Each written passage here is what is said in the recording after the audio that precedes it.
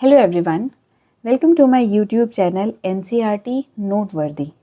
Science NCERT class 6 chapter 2 components of food का ये second part है जिसमें हम आगे के टॉपिक्स को कवर करने वाले हैं। 2.2 what do various nutrients do for our body. जिससे पहले के टॉपिक्स में हमने बहुत सारे न्यूट्रिएंट्स के बारे में पढ़ा था, वो हमारी बॉडी को किस तरीके से हेल्प करते हैं, हम आगे ये पढ़ने वाले हैं। Carbohydrates mainly provide energy to our body. Carbohydrates हमारी बॉडी को क्या प्रोवाइड करता है? एनर्जी प्रोवाइड करता है। Fats also give us energy. Fat भी हमारी बॉडी को क्या देता है? Energy. In fact fat give much more energy as compare to the same amount of carbohydrates. यहाँ पर कहने का मतलब है कि मान लीजिए हमने जो फूड खाया जिसमें कार्बोहाइड्रेट्स है, कार्बोहाइड्रेट्स वाला फूड हमने 2 खाया, ठीक है, 2 इंटेक किया हमने कार्बोहाइड्रेट्स, वहीं पर हमने 2 फैट भी लिया है। ये कार्बोहाइड्रेट्स है और ये फैट्स है। अब 2 कार्बोहाइड्रेट्स खाने से हमें एनर्जी कितनी मिल रही है? 4 यूनिट्स ऑफ एनर्जी। वहीं पर फैट हमने 2 खाया, 2 इंटेक किया, लेकिन इससे हमें एनर्जी कितनी मिल रही है? 8। सो यहाँ 8 यूनिट्स। तो यहाँ कह रहे हैं कि जिस अमाउंट में आप कार्बोहाइड्रेट्स खाते हो और जो एनर्जी आपको मिलता है, वहाँ अगर कंपेयर किया जाए फैट से, तो फैट भी आप उतना ही खाओगे, लेकिन जो एनर्जी आपको जो मिलेगी वो कार्बोहाइड्रेट्स के मुकाबले डबल मिलेगी, ज़्यादा मिलेगी। तो यहाँ पर सबसे ज़्यादा हमें कौन एनर्जी प्रोवाइड करता है with same amount of food? वो है फैट। नेक्स्ट है food containing protein. Food containing proteins are often called body building foods. जिन फूड्स में प्रोटीन होता है उन फूड को हम कहते हैं body building foods. Vitamins help in protecting our body against disease. Vitamins जो होता है वो हमारे बॉडी को प्रोटेक्ट करता है डिसीज से। Vitamins also helps in keeping our eyes, bones, teeth and gums healthy. Vitamins हमारे आँखों को, हमारी हड्डियों को, हमारे दांतों को और दांत में जो हमारे गम्स होते हैं उनको हेल्दी रखता है। तो हम जितना विटामिन इनटेक करेंगे उतना ही हमारी आईज, बोन्स, टीथ, गम्स बहुत ही हेल्दी रहेंगे। Vitamins are of different kinds known by different names. Vitamins बहुत तरह के होते हैं और उनके तरह तरह के नेम्स भी हैं। Some of these are vitamin A, vitamin C, vitamin D, vitamin E and K. जिसमें से है vitamin A, vitamin C, vitamin D, vitamin E and vitamin K. There is also a group of vitamins called vitamin B complex। एक vitamin का group भी है जिसे हम कहते हैं vitamin B complex. Our body needs all type of vitamins in small quantities।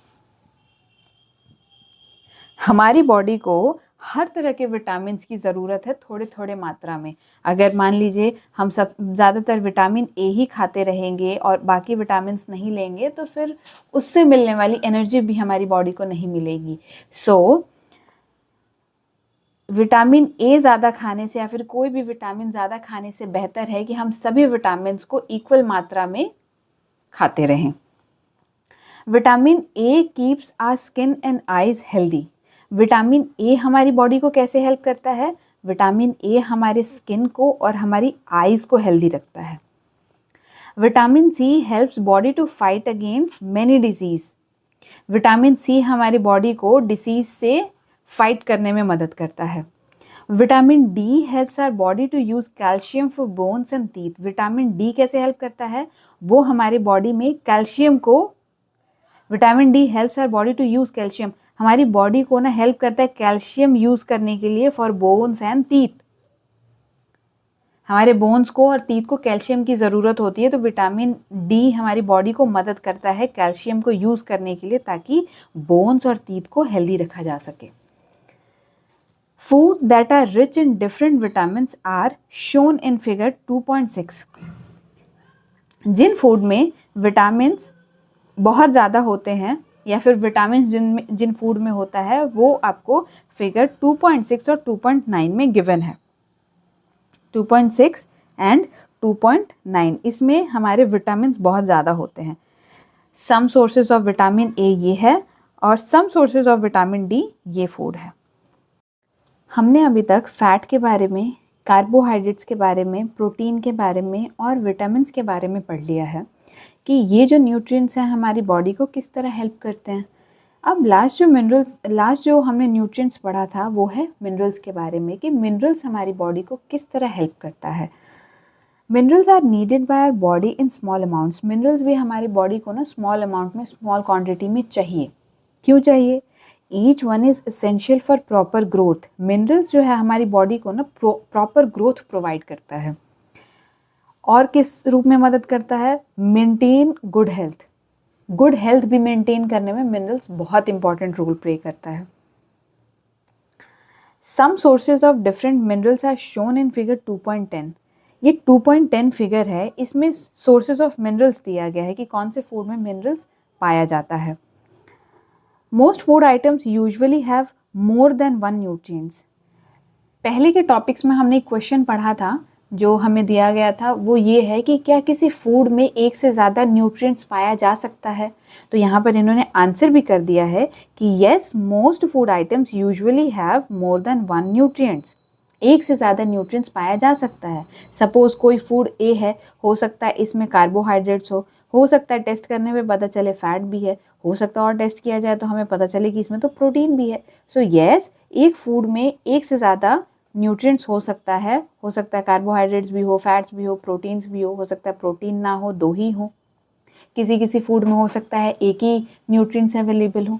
तो यहाँ पर यही चीज़ बताई गई है।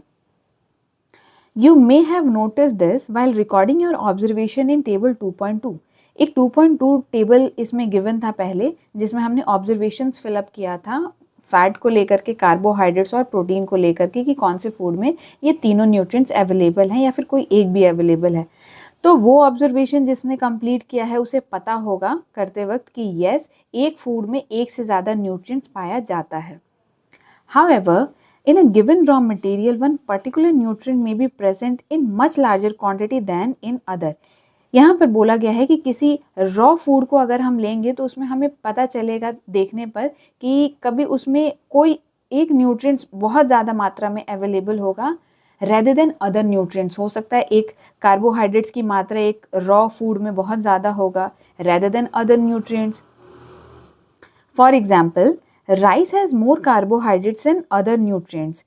राइस का एग्जाम्पल दिया गया है कि जो अनकुक्ड फूड होता है ना, राइस जो होता है जो पकाया नहीं गया है, उस राइस को हम देखेंगे तो वो कार्बोहाइड्रेट्स रिच होता है, उसमें कार्बोहाइड्रेट्स बहुत ज़्यादा होता है जब वो पका नहीं होता है। तो इसीलिए यहाँ पर कहा गया है thus we say that rice is a carbohydrate rich source of food, क्योंकि उसमें कार्बोहाइड्रेट्स की मात्रा बहुत ज़्यादा होती है, इसलिए इसे carbohydrate rich source of food कहते हैं राइस को। Besides these nutrients our body need dietary fibres and water. So हमने पढ़ लिया कि हमारे बॉडी को न्यूट्रिएंट्स चाहिए, राइट। न्यूट्रिएंट्स में हमने 5 चीज़ें पढ़ी, carbohydrates, fat, protein, vitamins and minerals. अब ये बॉडी को मिल गई, इनके अलावा भी हमारी बॉडी को कुछ चाहिए। वो क्या है? वो है dietary fibres plus dietary fibres and water. ये भी हमारी बॉडी को डाइटरी फाइबर और वाटर भी चाहिए। Dietary fibres are also known as roughage. Dietary fibres को रफेज भी कहते हैं। Roughage is mainly provided by plant products in a food. जो ये डाइटरी फाइबर्स है या फिर जिसे रफेज भी कहते हैं, ये mainly provided by plant products in a food. तो हमारे फूड में जो ये रफेज आता है, ये रफेज ज़्यादातर हमें कहाँ से मिलता है? ये मिलता है हमें प्लांट प्रोडक्ट से। कहाँ से मिलता है? प्लांट प्रोडक्ट से। Whole grains and pulses, potatoes, fresh fruits and vegetables are main source of roughage. Whole grains, pulses दाल हमारे, potatoes, fresh fruits and vegetables जो है वो मेन सोर्स ऑफ रफेज है, और इन फूड से हमें ये डाइटरी फाइबर्स मिलता है यानी कि रफेज मिलता है। और ये क्या है? ये प्लांट प्रोडक्ट्स हैं। Roughage does not provide any nutrients to our body. यहाँ पर ये इंपॉर्टेंट पॉइंट है कि जो ये डाइटरी फाइबर हम पढ़ रहे हैं ये हमारी बॉडी के लिए इम्पॉर्टेंट होता है, लेकिन यहाँ पर सबसे इम्पॉर्टेंट पॉइंट बताया गया है कि जो रफेज है डाइटरी फाइबर, ये हमारी बॉडी को किसी तरह का न्यूट्रिएंट्स प्रोवाइड नहीं करता। Roughage doesn't provide any nutrients to our body but, यहाँ पर but is an essential component of our food, लेकिन ये एक essential component of our food है। And adds to its bulk. अब ये यहाँ पर एसेंशियल क्यों है वो हमें इस स्टेटमेंट में पता चलता है, एड टू इट्स बल्क। इसका मतलब ये होता है टू मेक समथिंग बिगर और thicker by adding more material. यहाँ पर मतलब है कि ये जो डाइटरी फाइबर्स है, ये हमने जो न्यूट्रिएंट्स इनटेक किया है, ये डाइटरी फाइबर उसे जा कर के मिल करके जो फूड होता है उसे बल्क में बना देता है। अब ये किस रूप में हेल्प करता है? This helps our body to get rid of undigested food. और फिर ये किस तरह से हेल्प करता है? ये हेल्प करता है कि जो अनडाइजेस्टेड फूड जो हमारे स्टमक में है, उस अनडाइजेस्टेड फूड को बॉडी से निकालने में मदद करता है। और फिर जब वो अनडाइजेस्टेड फूड हमारी बॉडी से निकल जाता है तो बाकी के जो न्यूट्रिएंट्स हैं वो एफिशिएंटली वर्क करते हैं और हमारी बॉडी को एनर्जी और अच्छा फंक्शन करने में मदद करते हैं। Water helps our body to absorb nutrients from food. Water कैसे हेल्प करता है? वाटर हमारे बॉडी को हेल्प करता है कि बॉडी हमारी फूड से न्यूट्रिएंट्स को खींच लेती है। और इसमें कौन मदद करता है? वाटर। वाटर बॉडी की हेल्प करता है फूड से न्यूट्रिएंट्स को खींचने में। It also helps in throwing out some waste from body as urine and sweat। Water और भी तरह से हेल्प करता है बॉडी को। वो कैसे? वो हमारी बॉडी से वेस्ट को निकालता है। किस रूप में? यूरिन के रूप में और स्वेट यानी पसीने के रूप में। Normally we get most of water that our body needs from the liquid we drink such as water. हमें ज़्यादातर जो वाटर हमारी बॉडी को चाहिए वो हम लिक्विड के रूप में लेते हैं, जैसे कि पानी, milk and T. In addition, we add water to most cooked food. Let us see if there is any other source which provide water to our body.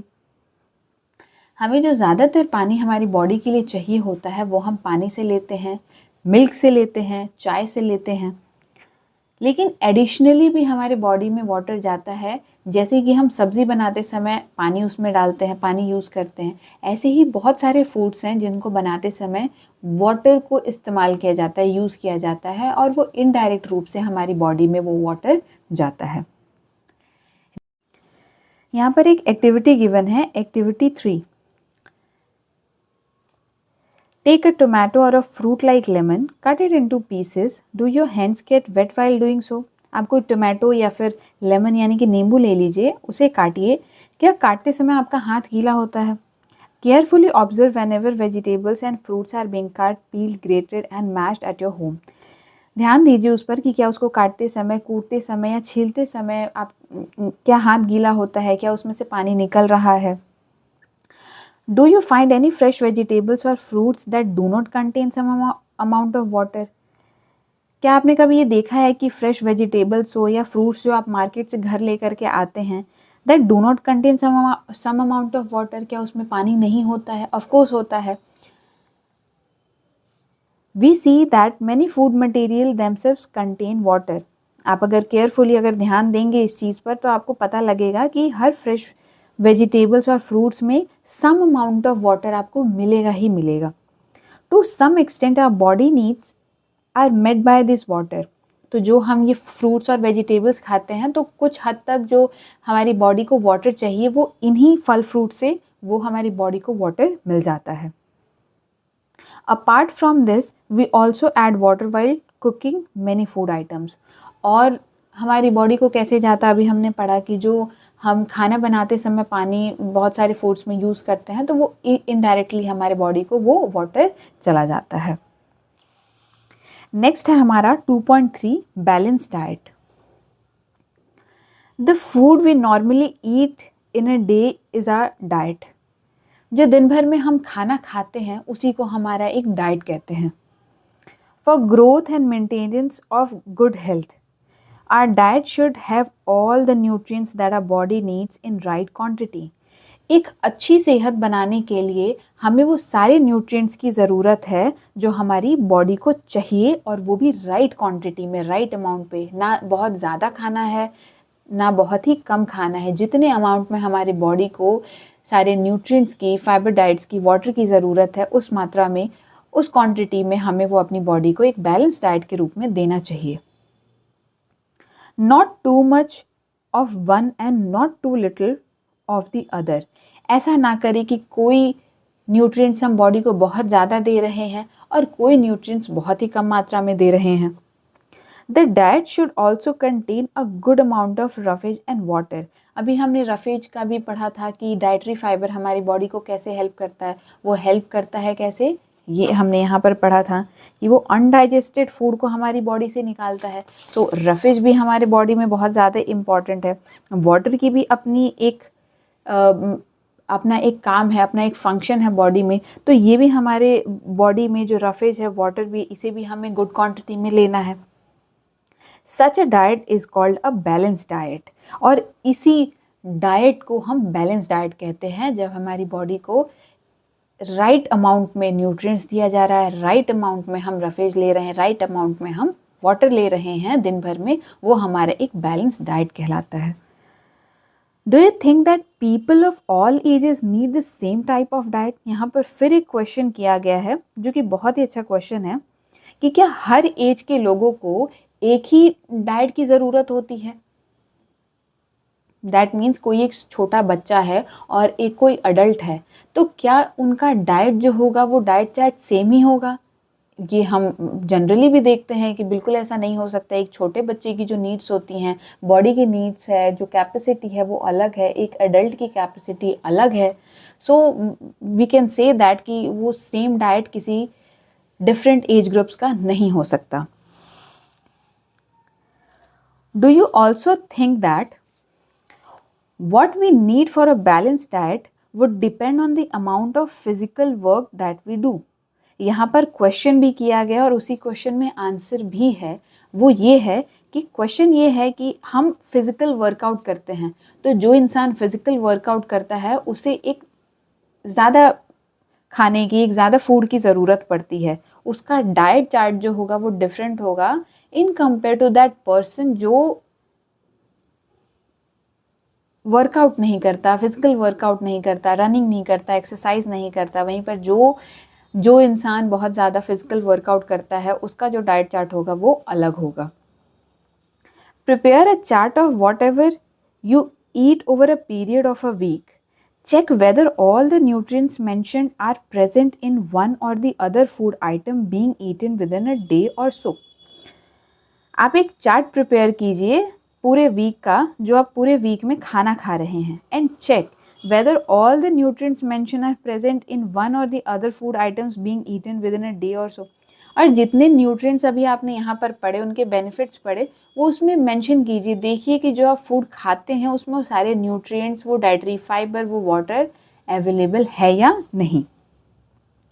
Pulses, groundnut, soybean, sprouted seeds, moong and Bengal gram, fermented foods, South Indian foods such as idlis, a combination of flours, misi roti, thepla made from cereals and pulses, banana, spinach, sattu, jaggery, available vegetables and other such food provide many nutrients। ये जितने food items का नाम यहाँ पर दिया गया है, ये सारे फूड आइटम्स क्या करते हैं? ये food items provide many nutrients to our body. तो ये न्यूट्रिएंट्स रिच फूड मटेरियल्स जो यहाँ पर ये बताए गए हैं, फूड बताए गए हैं, इनमें हमें न्यूट्रिएंट्स बहुत ज़्यादा मिलता है। Therefore, one can eat a balanced diet without expensive food materials. ये ऐसे फूड मटेरियल्स का यहाँ पर जिक्र किया गया, यहाँ पर मेंशन किया गया है जिसमें कि बहुत ज़्यादा हमें एक्सपेंस करने की ज़रूरत नहीं है मार्केट से लेने के लिए, इजीली हमारे घरों में अवेलेबल होता है और इनको खा करके हम एक बैलेंस डाइट मेंटेन कर सकते हैं. Eating the right kind of food is not enough. It should also be cooked properly so that its nutrients are not lost. यहाँ पर कहा गया है कि सही तरीके से हम खाना खा रहे हैं, सिर्फ इतना ही काफ़ी नहीं है. Eating the right kind of food is not enough. सही तरीके का खाना खाना ही इनफ नहीं है. It should also be cooked properly. उसे जब पकाया जाता है तो भी उसमें बहुत ज़्यादा ध्यान देना चाहिए, प्रॉपरली कुक्ड करना चाहिए so that its nutrients are not lost. क्योंकि पकाते समय बहुत ज़्यादा उसका जो न्यूट्रिएंट्स होता है वो उस प्रोसेस में ही गायब हो जाता है. Are you aware that some nutrients get lost in the process of cooking and preparation? हो सकता है एक फूड में, रॉ फूड में बहुत ज़्यादा न्यूट्रिएंट्स हो, लेकिन जब उस फूड को पकाया जाता है तो उस प्रोसेस में, पकाने के प्रोसेस में, धोने के प्रोसेस में, काटने के प्रोसेस में बहुत सारा जो न्यूट्रिएंट्स होता है वो उस प्रोसेस में ख़त्म हो जाता है. If the vegetables and fruits are washed after cutting or peeled them, it may result in the loss of some vitamins. यहाँ पर बताया गया है कि हम वेजिटेबल्स को और फ्रूट्स को काटने के बाद, छीलने के बाद अगर धोते हैं, पानी से वॉश करते हैं, तो इसका आधा से ज़्यादा जो विटामिन्स है वहीं ख़त्म हो जाता है. The skin of many vegetables and fruits contain vitamins and minerals. बहुत सारे फ्रूट्स और वेजिटेबल्स का जो स्किन होता है ना, वो स्किन में ही बहुत ज़्यादा विटामिन्स और मिनरल्स होता है. Similarly, repeated washing of rice and pulses may remove some vitamins and minerals present in them. ठीक इसी प्रकार से हम राइस को और पल्सेस को बनाने से पहले बहुत बार धोते हैं. राइस को तो आई थिंक 2 से 3 बार धोया जाता है अच्छे पानी से, जब तक वो पूरी तरह साफ़ ना हो जाए. सेम इसी तरह हम दाल भी बनाते समय धोते हैं. तो जितनी बार हम वॉश करते हैं उसमें से, राइस में से और पल्सेस में से जो विटामिन्स होता है और मिनरल्स होता है प्रेजेंट, वो वहीं पर लॉस्ट हो जाता है, ख़त्म हो जाता है. We all know that cooking improves the taste of food and makes it easier to digest. हमें पता है कि कुक करने से, थोड़ा चटपटा बना लेने से फूड में स्वाद आ जाता है, थोड़ा टेस्टी हो जाता है और वो बहुत ईजी होता है डाइजेस्ट करना. At the same time, cooking also result in the loss of certain nutrients. लेकिन ठीक उसी के साथ साथ ये भी होता है कि बहुत सारा न्यूट्रिएंट्स उस प्रोसेस में लॉस हो जाता है फूड से. Many useful proteins and considerable amount of minerals are lost if excess water is used during cooking and is then thrown away. अगर एक फूड में हम बहुत ज़्यादा पानी डालते हैं कुकिंग के समय और बाद में उस पानी को हम फेंक देते हैं, तो उसमें से, उस फूड में से बहुत सारा जो प्रोटीन है, यूज़फुल प्रोटीन्स हो गया, ठीक है, कंसिडरेबल अमाउंट ऑफ मिनरल्स, उसी प्रोसेस में उस पानी के साथ में निकल जाता है, protein and minerals. Vitamin C gets easily destroyed by heating during cooking. Vitamin C जो है वो कुकिंग के समय बहुत ईजिली फूड से गायब हो जाता है. Would it not be sensible to include some fruits and raw vegetables in our diet? तो क्या ये सही चीज़ नहीं है कि हम रॉ फ्रूट्स को और रॉ वेजिटेबल्स को अपने डाइट में इंक्लूड कर लें? अगर पकाने से उसका विटामिन सी, मिनरल्स, प्रोटीन्स अगर गायब हो जाता है तो टेस्टी फूड भी खाएं, बट हमें ये भी ध्यान देना चाहिए कि हमारे जो बैलेंस डाइट है उसमें हम कुछ रॉ फ्रूट्स को, रॉ वेजिटेबल्स को इनटेक करें ले, ताकि हमारा एक जो बैलेंस डाइट है वो बना रहे. वो रॉ फूड, रॉ जो हमारे वेजिटेबल्स और फ्रूट्स हो जाते हैं उनके थ्रू हमारे बॉडी को ये न्यूट्रिएंट्स पहुंचाया जा सकता है. Boojho thought that fats would be the best food to eat all the time. इस लड़के को लगता है कि हर समय फैट्स को ही इनटेक करना, फैट जिस फूड में फ़ैट बहुत ज़्यादा होता है उसे हर वक्त वही खाते रहना शरीर के लिए बहुत ज़्यादा अच्छा होता है. A कटोरी of fat will give much more energy than a कटोरी of carbohydrates rich food. हमने अभी पढ़ा था कि अगर सेम अमाउंट ऑफ हम कार्बोहाइड्रेट्स लेते हैं और वहीं पर सेम अमाउंट ऑफ हम फैट खाते हैं तो जो एनर्जी लेवल जो होगा दोनों का वो अलग अलग होगा।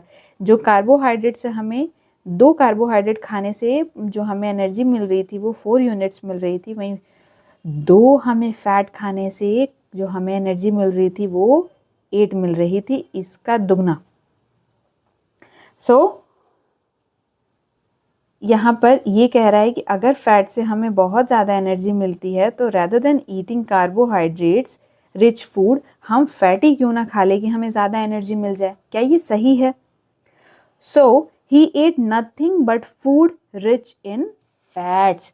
सो उसने कुछ नहीं खाया पर जिन फूड्स में सबसे ज़्यादा फैट होता है वो बस वही खाता रहा।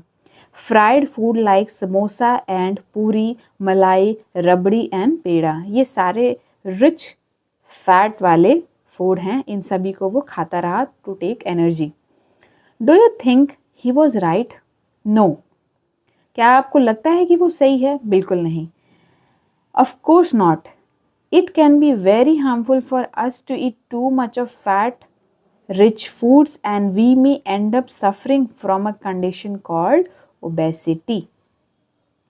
इतना ज़्यादा एक ही फैट रिच फूड को खाना क्या अकर हो सकता है, उससे एक कंडीशन आ सकती है, उसे हम कहते हैं ओबेसिटी। अब ओबेसिटी का मतलब क्या होता है? द स्टेट और a condition of being very fat और ओवरवेट। नेक्स्ट टॉपिक है हमारा 2.4 deficiency diseases. A person may be getting enough food to eat but sometimes the food may not contain a particular nutrients. एक इंसान को हो सकता है सही मात्रा में, सही अमाउंट में उसे खाना मिलता हो खाने के लिए, लेकिन जो पर्टिकुलर न्यूट्रिएंट्स उसकी बॉडी को चाहिए उसके पर्टिकुलर ग्रोथ के लिए, एनर्जी के लिए, हो सकता है उस फूड आइटम में उसे वो न्यूट्रिएंट्स ना मिलता हो। If this continues over a long period of time the person में सफ़र फ्रॉम इट्स डेफिशिएंसी। अगर ये लंबे समय तक हुआ कि बॉडी को किसी न्यूट्रिएंट्स की ज़रूरत है लेकिन हम वो फूड खा रहे हैं जिसमें वो न्यूट्रिएंट्स है ही नहीं, तो उस न्यूट्रिएंट्स की कमी हो सकती है जिसे कि डेफिशिएंसी कहते हैं। दैट पर्टिकुलर डेफिशिएंसी, कमी। डेफिशिएंसी ऑफ वन और मोर न्यूट्रिएंट्स कैन कॉज डिसीज और डिसऑर्डर्स इन आवर बॉडी। एक या फिर एक से ज़्यादा न्यूट्रिएंट्स की अगर कमी हो जाए बॉडी में तो फिर वो हमारे बॉडी में डिसीज़ होने लगता है या फिर डिसऑर्डर्स होने लगते हैं बॉडी में। Disease that occur due to lack of nutrients over a long period are called deficiency diseases. हमारी बॉडी में न्यूट्रिएंट्स की कमी से, लंबे समय तक न्यूट्रिएंट्स की कमी से जो डिसीज होता है उसे हम कहते हैं deficiency diseases. If a person does not get enough protein in her for a long time, he or she is likely to have stunned growth, swelling of face, discoloration of hair, skin diseases and diarrhea.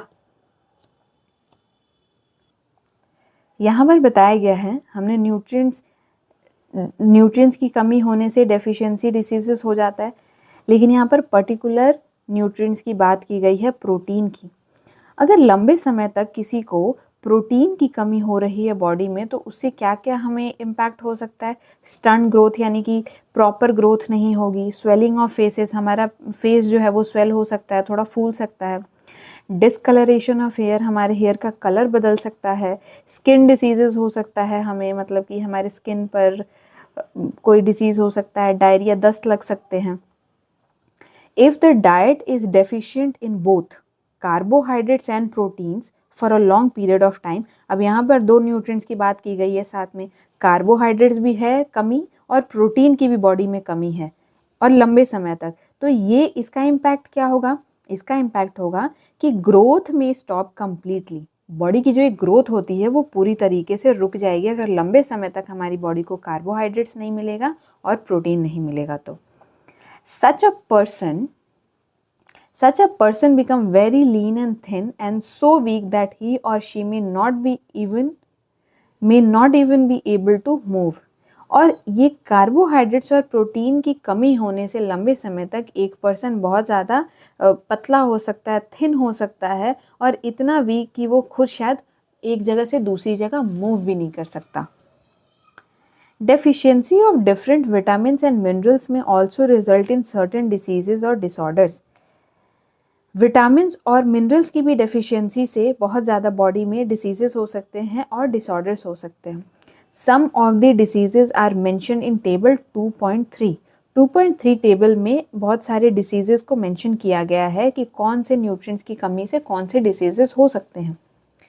All deficiency diseases can be prevented by taking a balance diet. और इन सभी diseases का क्या एक solution है, वो है balance diet. एक balance diet लेने से हम बहुत सारे डिसीजेस से अपनी बॉडी को बचा सकते हैं। In this chapter we asked ourselves the reason why widely varying food from different regions had a common distribution. This distribution we find ensure that our meals have a balanced diet of the different nutrients needed by our body. एक body को सही balance diet देने से हम अपनी body को स्वस्थ रख सकते हैं। यहाँ पर ये टेबल 2.3 गिवन है जिसमें कि विटामिन और मिनरल्स इस टेबल में दिया गया है। अब इनकी कमी से जो डेफिशिएंसी या डिसऑर्डर या फिर जो डिसीज़ होने वाले हैं वो इस कॉलम में दिखा है। और पहले ये डिसीज़ होने से पहले सिम्टम हमें बता देता है कि हमारी बॉडी में किस चीज़ की कमी हो रही है, कौन से न्यूट्रिएंट्स की, कौन से मिनरल्स की कमी है, वो हमें इस सिम्टम से पता चल जाता है। जैसे कि विटामिन ए जो है, अब हमें पुअर विजन यानी कि आँखों की रोशनी अब हमें कम दिखाई दे रहा है, हम दूर का बहुत ब्लरी देख पा रहे हैं। Loss of vision in darkness, हम रात में नहीं देख पा रहे, sometimes complete loss of vision. तो इन सभी सिम्टम्स का मतलब है कि हमारी बॉडी में विटामिन ए की कमी है, विटामिन ए की कमी है। और ये सब सिम्टम्स दिखता है तो अगर लंबे समय तक ये विटामिन ए की कमी रही तो lastly what will be the disease, loss of vision, हम देख नहीं पाएंगे। ठीक इसी प्रकार से विटामिन B1, अब इसकी कमी से क्या होता है, हमें ये सिम्टम्स दिखाई देंगे पहले कि हमारी बॉडी में विटामिन B1 की कमी है। Weak muscles and very little energy to work, हमारी बॉडी में बहुत कमज़ोरी होगी, काम करने का मन नहीं करेगा, मसल्स हमारे वीक होंगे। और लास्ट में जब ये लंबे समय तक ये कंटिन्यू रहेगा तो फिर हमें ये डिसीज़ होगा बेरी। नेक्स्ट है vitamin C। Bleeding gums wounds take longer time to heal. जो हमारा घाव होता है वो बहुत लंबा टाइम लेता है हील करने में, मतलब कहीं पर अगर हमें चोट लग गई तो वो जल्दी ठीक नहीं हो रहा, बहुत लंबा टाइम ले रहा है ठीक होने में। या फिर जो हम ब्रश करते समय हमारे गम से ब्लीडिंग होती है बार बार, तो ये सिम्टम्स होते हैं कि हमारी बॉडी में क्या चीज़ की कमी है, विटामिन C की।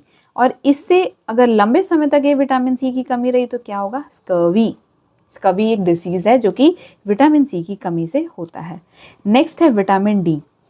Bones become soft and bend, जब बोन्स जो हम होते हैं हमारे वो सॉफ्ट हो जाते हैं और बेंड हो जाते हैं तो इसका मतलब है, ये सिम्टम जब आ जाता है तो हमें पता चल जाता है कि विटामिन D की कमी है।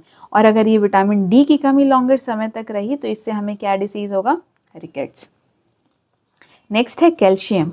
वीक बोन्स टूथ डिके और वीक बोन्स जब हो जाते हैं तो ये हमारा ये सिम्टम बताता है कि हमारी बॉडी में कैल्शियम की कमी है। तो बोन्स और टूथ डिके ये हमारे बॉडी का एक डिसीज़ बन जाता है या फिर ये एक डिसऑर्डर कहते हैं इसको। आयोडीन, अब ये क्या सिम्टम बताता है कि आयोडीन की कमी है बॉडी में। Glands in the neck appear swollen, जब हमारे ग्लैंड्स जो नेक वाले होते हैं वो फूल जाते हैं, ठीक है। मेंटल डिसेबिलिटी इन चिल्ड्रन, जब बच्चों में एक मेंटल डिसेबिलिटी देखी जाती है, ये सिम्टम है, ये बताता है कि आयोडीन की कमी है। और इस कमी की वजह से बहुत लंबे समय तक जब आयोडीन की कमी होती है तो क्या हो जाता है, गॉइटर। यहाँ पर है नेक्स्ट आयरन। आयरन की कमी से वीकनेस होता है और लंबे समय तक आयरन की कमी से अनीमिया हो जाता है। तो ये था इस पूरे चैप्टर में हमने न्यूट्रिएंट्स के बारे में पढ़ा, डाइटरी फाइबर्स के बारे में, वाटर्स के बारे में, एक बैलेंस डाइट के बारे में। और जब हमारे बॉडी में न्यूट्रिएंट्स की कमी होती है तो किन किन डिसऑर्डर से हमें सामना करना पड़ता है। और इन सभी को ठीक करने का एक ही सोल्यूशन है कि हम अपना जो है डाइट वो एक बैलेंस डाइट रखे, बॉडी को सही अमाउंट में न्यूट्रिएंट्स देते रहें।